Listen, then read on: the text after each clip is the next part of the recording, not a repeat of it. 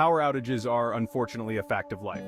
Something as simple and commonplace as a severe storm can wreak havoc on the local power grid at any time. So when one occurs, the first thing I do is remain calm and begin looking for any nearby causes. I check the surge protectors in the room I'm in, the lights in other parts of my home, the circuit breaker box, and finally, other homes in the area to see just how widespread the outage is.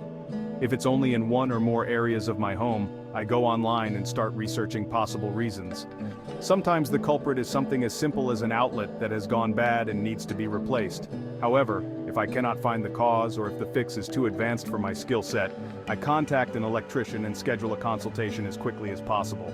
On the other hand, if the blackout encompasses my entire home or multiple homes in the area, I immediately contact the electric company to report the service interruption. If I have something to do that is time-sensitive, I check my phone to see just how widespread the outage is, and if there are any areas nearby that are unaffected so that I can complete my important work.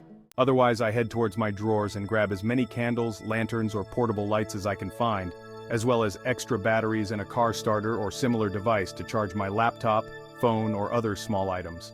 I make myself simple meals, using ingredients that either won't spoil or have no need for refrigeration, contact anyone who may be impacted or inconvenienced by any delays the outage might cause, and settle in to wait for the power to be restored. Eventually, things will return to normal and everything will be back in business. As connected as our world is today, internet outages are still an issue that all of us will face at some point. So, when one happens, instead of panicking, I start running through possible reasons and simple fixes. I start by resetting my modem and router. This is normally accomplished by power cycling, which means unplugging them for 30 seconds or so, and plugging them back in.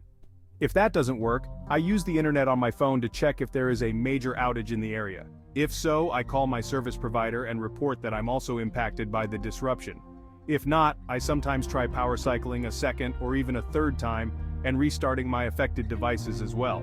Many devices, especially older ones, sometimes fail to reconnect automatically when the service is restored and must be manually reconnected. If I'm still having difficulties, I call my service provider and ask them to perform a reset from their end, which can resolve the issue many times. However, if that fails to solve the problem, I then call my service provider back and schedule a maintenance visit. It's unfortunate, but sometimes that's the only way to move forward. Though service outages may seem like the end of the world, it's important to remember that they will only be temporary and that the situation will be resolved shortly.